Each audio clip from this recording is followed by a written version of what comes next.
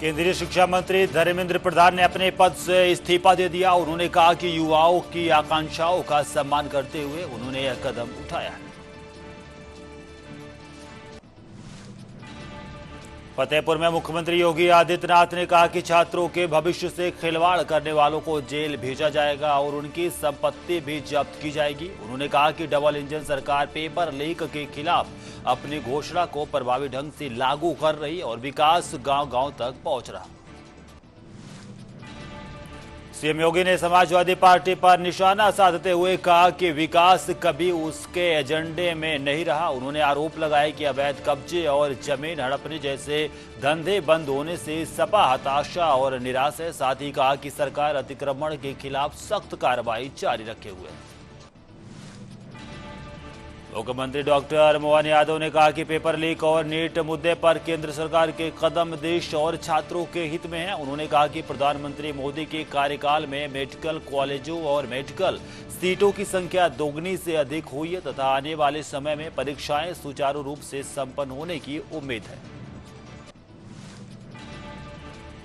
फर्मा conclave में स्वास्थ्य मंत्री जेपी नड्डा ने कहा कि भारत दुनिया का सबसे बड़ा जेनेरिक दवा आपूर्ति करता है, 60% टीके बनाता है। 200 देशों को दवा निर्यात में एमएसएमई की अहम भूमिका। गुरुग्राम में हरियाणा के मुख्यमंत्री नायब सिंह सैनी ने कांग्रेस पर निशाना साधते हुए कहा कि उसके पास कोई ठोस मुद्दा नहीं है। उन्होंने आरोप लगाया कि कांग्रेस के शासनकाल में भ्रष्टाचार, बेरोजगारी और नौकरियों में अनियमितता चरम पर थी। भाजपा नेता आरपी सिंह ने कहा कि एंटी पेपर लीक बिल सोमवार को संसद में पेश किया जाएगा। उन्होंने उम्मीद जताई कि विपक्ष इस महत्वपूर्ण विधेयक पर चर्चा में भाग लेकर सरकार का सहयोग करेगा। कांग्रेस सांसद प्रमोद तिवारी ने कहा कि पूरा देश पूछ रहा है कि प्रधानमंत्री मोदी धर्मेंद्र प्रधान को क्यों नहीं हटा रहे। उन्होंने आरोप लगाया कि अधिकारी हटाए जा रहे हैं लेकिन राजनीतिक जिम्मेदारी तय नहीं की जा रही। पटना में नीट मुद्दे पर छात्रों के विरोध प्रदर्शन के दौरान जेजेडी प्रमुख तेज प्रताप यादव को पुलिस ने हिरासत में लिया। हिरासत से पहले उन्होंने कहा कि वह छात्रों और युवाओं के साथ हैं, उनके लिए मरने तक तैयार हैं।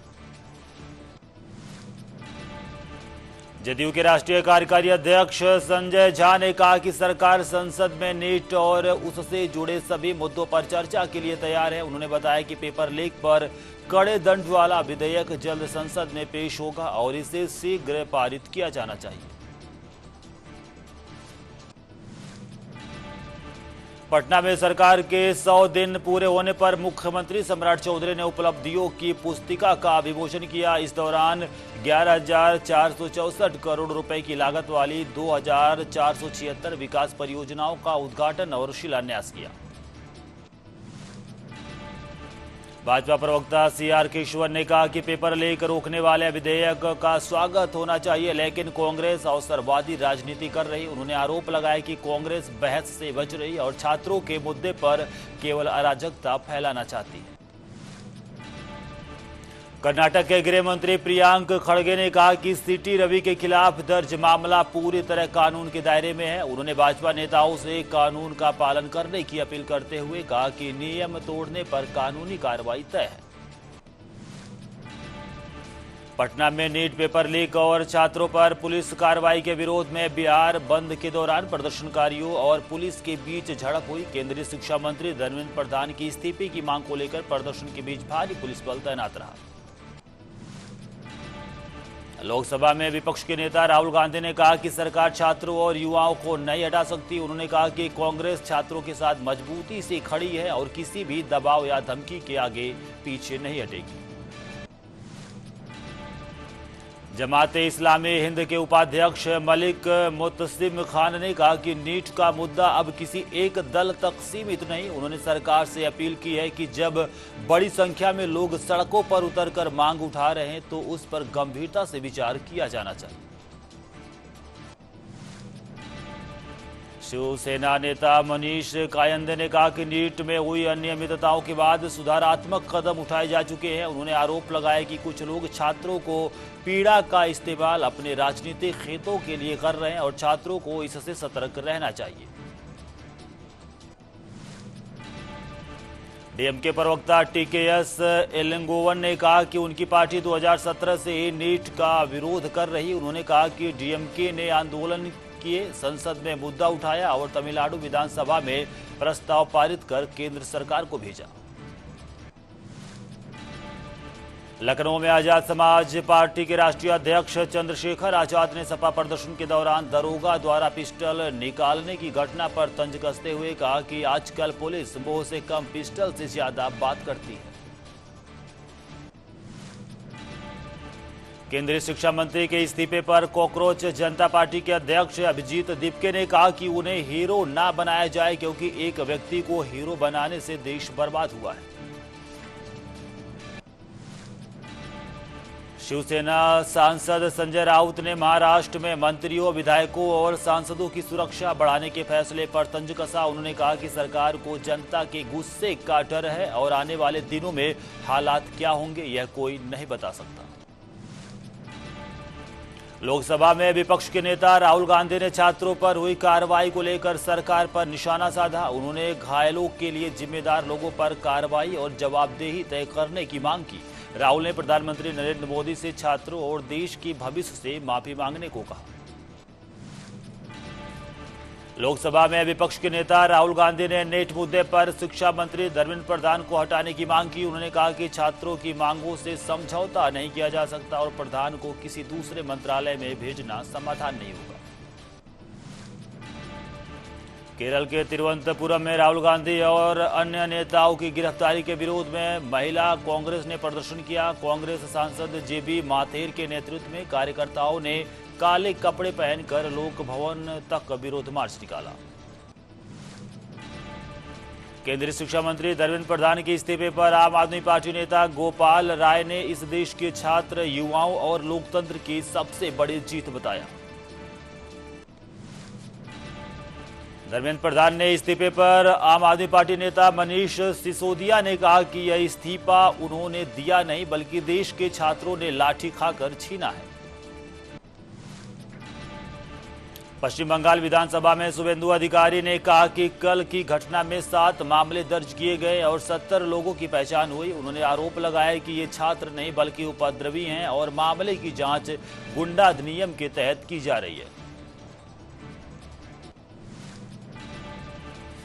संजय निषाद ने पेपर लीक रोकने वाले विधेयक का स्वागत किया। उन्होंने कहा कि सरकार युवाओं के साथ खड़ी है और सख्त कानून से मेधावी छात्रों के हित सुरक्षित होंगे। विपक्ष पर चर्चा से बचने का गंभीर आरोप लगाया। दिल्ली में टीएमसी सांसद सौगत रॉय ने आरएसएस प्रमुख मोहन भागवत के बयान पर प्रतिक्रिया दी। उन्होंने कहा कि भागवत संघ परिवार के प्रमुख नेता हैं और उनके विचारों का भाजपा व सरकार पर प्रभाव पड़ता है। उन्होंने आरोप लगाया कि भागवत ने इस मुद्दे पर देर से प्रतिक्रिया दी। शिवसेना नेता संजय राउत ने आरएसएस प्रमुख मोहन भागवत से धर्मेंद्र प्रधान के इस्तीफे की मांग करने को कहा। उन्होंने आरोप लगाया कि लगातार सफाई और दलीलों से लोग संतुष्ट नहीं हैं। छात्रों के मुद्दे पर सीधे प्रधानमंत्री से बात करनी चाहिए। डीएमके सांसद कनिमोझी ने कहा कि तमिलनाडु लंबे समय से नीट का विरोध कर रहा। उन्होंने आरोप लगाया कि परीक्षा व्यवस्था छात्रों के हित में नहीं है और जिम्मेदार लोगों की जवाबदेही तय होनी चाहिए। उन्होंने नीट खत्म करने की मांग भी दोहराई। बिहार भाजपा अध्यक्ष संजय सरावगी ने कहा कि पेपर लीक मामलों में लगातार कार्रवाई हो रही, दोषियों को सजा दिलाने के लिए कड़े कानून बनाए गए हैं। भाजपा नेता सुधांशु त्रिवेदी ने कहा कि सरकार चर्चा को तैयार है। उन्होंने छात्रों से आंदोलन में घुसे अराजक तत्वों से सावधान रहने की अपील की। अभिजीत दीपके को कथित तौर पर टाइफाइड होने की बात सामने आई। स्वास्थ्य को लेकर उनके शुभचिंतकों और परिजनों में चिंता जताई जा रही। विदेश मंत्रालय ने चीन द्वारा भारत की संप्रभुता के उल्लंघन पर कड़ी आपत्ति जताई। स्पष्ट किया कि 1963 से जम्मू कश्मीर और लद्दाख में अवैध कब्जा है। श्रीनगर में पेपर लीक के खिलाफ आम आदमी पार्टी ने जोरदार प्रदर्शन किया। प्रदर्शनकारियों ने केंद्रीय शिक्षा मंत्री धर्मेंद्र प्रधान के इस्तीफे की मांग दोहराई।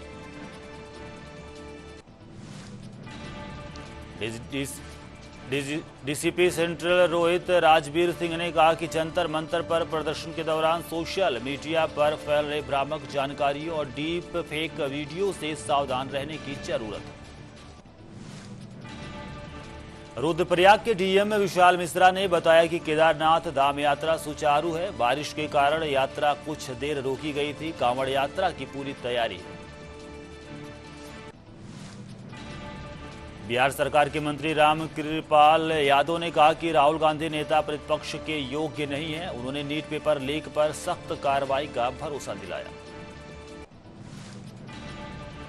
अनंतनाग में हुए आतंकी हमले में एक पुलिसकर्मी के शहीद होने के बाद कुलगाम में तलाशी अभियान शुरू किया गया। क्षेत्र में सुरक्षा कड़ी कर दी गई है। कांग्रेस सांसद इमरान मसूद ने कहा कि पिछले 12 वर्षों में शिक्षा का व्यवसायीकरण हुआ। गरीब बच्चों के लिए पढ़ाई महंगी और ऋण चुकाना कठिन हो गया है। देहरादून में उत्तराखंड तकनीकी विश्वविद्यालय के बाहर कांग्रेस कार्यकर्ताओं ने परीक्षा का प्रश्न पत्र लीक होने के आरोप में जोरदार प्रदर्शन किया और रोष व्यक्त किया। जौनपुर के पमवारा क्षेत्र में एक रंगारंग कार्यक्रम के दौरान नृत्यांगना द्वारा लाइसेंसी असलहा लहराने का वीडियो सोशल मीडिया पर वायरल हुआ। पुलिस ने मामला दर्ज कर दिल्ली में रीगल सिनेमा के पास सीजेपी समर्थकों के प्रदर्शन से कन्नाट प्लेस का आउटर सर्कल बाधित हुआ। सुरक्षा के लिए भारी पुलिस बल तैनात किया गया। कानपुर के चौबेपुर में छात्रों पर लाठीचार्ज के विरोध में किसान यूनियन के पदाधिकारी भवानीपुर क्रॉसिंग हाईवे पर धरने पर बैठे। प्रशासन से कार्रवाई की मांग की। गाजियाबाद के खोड़ा में प्रताप विहार कॉलोनी में गाड़ी खड़ी करने को लेकर दो पक्षों में मारपीट हुई। पुलिस ने वीडियो के आधार पर 2 आरोपियों को गिरफ्तार किया। हापुड़ के गंगा एक्सप्रेसवे पर दिल्ली से सिद्धार्थनगर जा रहे डबल डेकर बस में आग लग गई। ड्राइवर की सूझबूझ से सभी यात्री सुरक्षित बचे। जौनपुर में सतर्कता अधिष्ठान वाराणसी की टीम ने तहसील गेट के पास चकबंदी कानूनगो को 10,000 रुपए की रिश्वत लेते हुए रंगों हाथे दबोचा। भिवंडी पुलिस ने टेट परीक्षा पेपर लीक मामले में कार्रवाई करते हुए बिहार से मुख्य आरोपियों समेत 14 लोगों को गिरफ्तार किया। मामले की जांच जारी है। उत्तरी गुजरात में भारी बारिश के बाद गांधीनगर के संत सरोवर बांध के 6 द्वार खोल दिए गए। साबरमती नदी में 740 क्यूसेक पानी छोड़ा गया। खराब मौसम के कारण 7 दिनों से स्थगित रही वैष्णो देवी यात्रा सुरक्षा के पुख्ता इंतजामों के बीच फिर से सुचारू रूप से शुरू हो गया। बिजनौर के नजीबाबाद में रेलवे कॉलोनी निवासी एक युवक ने घर के अंदर फंदा लगाकर आत्महत्या कर ली। पुलिस ने शव को पोस्टमार्टम के लिए भेजा। हरदोई के सुरसा क्षेत्र में पुरानी रंजिश को लेकर गांव के लोगों ने 35 वर्षीय युवक की बांके से गला काटकर हत्या कर दी। पुलिस जांच में जुटी है। जौनपुर में जनता का चालान काटने वाली ट्रैफिक पुलिस की खुद की गाड़ी अनफिट हो गई। एसपी कार्यालय के सामने कार को धक्का देने का वीडियो वायरल हुआ। चंदौली के बलुआ क्षेत्र में पुलिस चेकिंग के दौरान गोवंश तस्कर पुल से कूद गए, जिससे एक तस्कर की मौत हो गई और दूसरा घायल हुआ। चंदौली में पुलिस और एसओजी की संयुक्त कार्रवाई के दौरान मवेशी चोरों से मुठभेड़ हुई। जवाबी फायरिंग में एक बदमाश घायल हुआ, जबकि 4 गिरफ्तार किए गए। हापुड़ में 2 युवकों ने 13 वर्षीय बच्ची को डरा धमकाकर दुष्कर्म किया। पेट दर्द पर खुलासा होने पर पीड़ित 5 माह की गर्भवती पाई गई। एक आरोपी गिरफ्तार हुआ। यूपी के शाहजहांपुर में रोजा पुलिस ने विवाहिता की आत्महत्या के मामले का 24 घंटे में खुलासा कर पति और सास को सीतापुर हाईवे से गिरफ्तार किया।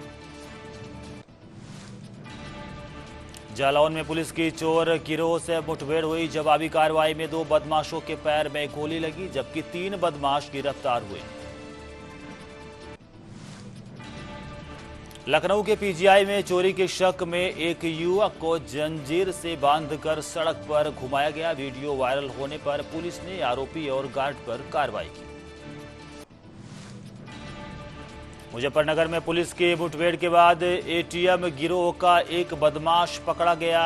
कॉम्बिंग में 2 अन्य दबोचे गए। कार, नकदी और एटीएम कार्ड बरामद हुआ। हरिद्वार में छात्रों की सुरक्षा को लेकर परिवहन विभाग ने अभियान चलाकर 150 से अधिक वाहनों की जांच की और नियम तोड़ने वाले 70 वाहनों का चालान किया। पटना के पुनपुन में पुलिस ने वेल्डिंग दुकान की आड़ में चल रही मिनी गन फैक्ट्री का खुलासा कर 2 आरोपियों को गिरफ्तार किया। गोंडा के आर्यनगर चौराहे पर 13वीं से लौट रहे मां बेटे की कंटेनर की चपेट में आने से मौके पर ही मौत हो गई। आक्रोशित लोगों ने सड़क जाम किया। उन्नाव की सफीपुर तहसील के कुसैला गांव में एसडीएम के आदेश पर राजस्व टीम ने भारी पुलिस बल की मौजूदगी में सार्वजनिक तालाब से अतिक्रमण हटाया। सहारनपुर के गंगोह में पटाखा फैक्ट्री में हुए भीषण धमाके से 2 मजदूरों की मौके पर ही मौत हो गई। 2 लापता हैं और 19 सुरक्षित बचाए गए। ग्रेटर नोएडा के 2014 के किशोरी हत्याकांड में अदालत ने 12 साल बाद फैसला सुनाते हुए दोषी को उम्र कैद और 1 लाख रुपए जुर्माने की सजा सुनाई। नोएडा में शेयर बाजार में निवेश और बेहतर रिटर्न का झांसा देकर महिला से 12 लाख रुपए की ठगी की गई। चेक बाउंस होने पर मेघालय से केस नोएडा ट्रांसफर हुआ। बिहार के छपरा में नीट मुद्दे पर प्रदर्शन के दौरान भारी पथराव हुआ। पुलिस ने मौके पर पहुंचकर स्थिति संभाली और सुरक्षा बल तैनात किए गए। बिहार के औरंगाबाद में नीट परीक्षा परिणाम लीक मामले पर प्रदर्शन के दौरान पथराव हुआ, जिसमें कुछ लोग घायल हुए। पुलिस स्थिति संभाल रही है। बदायूं के बिसौली क्षेत्र में बेकाबू दूध पिकअप और इको कार की भिड़ंत में 2 लोगों की मौत हो गई, जबकि आधा दर्जन लोग गंभीर रूप से घायल हो गए। सोनभद्र के बभनी में पुलिस मुठभेड़ के बाद सर्राफ व्यापारी से लूट का खुलासा हुआ। एक बदमाश पैर में गोली लगने से घायल हुआ, दूसरा गिरफ्तार हुआ। हरदोई के शाहाबाद क्षेत्र में पसिगवा गांव के पास सुखेता नदी में संदिग्ध शव मिला। मछली पकड़ने गए मछुआरों की सूचना पर पुलिस जांच में जुटी है।